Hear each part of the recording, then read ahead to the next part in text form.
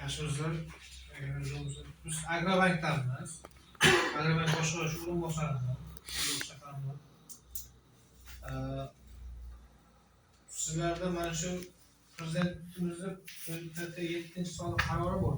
2024-yil 9-fevralda chiqqan qaror bo'yicha mahalla loyihasida biznesga ko'mak dasturida ajratilgan kreditlarimiz bor. Mahalla loyihamiz 50 milliongacha maksimal miqdori kafillik asosida beriladi.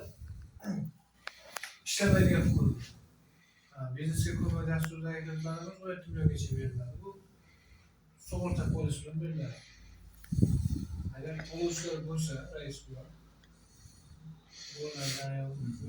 bo'ladigan bo'lsa, hozir o'rganib ketsak, hujjatlarni tegish bilan hujjatlarni olib ketadi, ko'ramiz.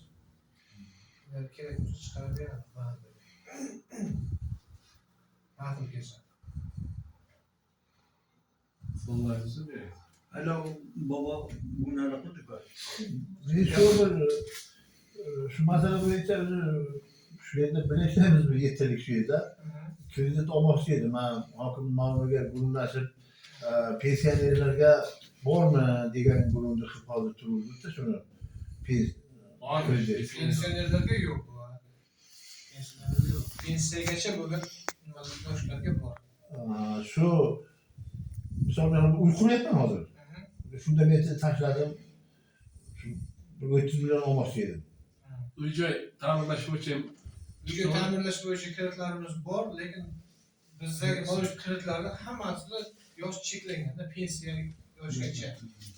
Pensiyalarga odamga bera olmaymiz. Şöyle men kelinimni nomiga olsam, kelinimni nomiga olsam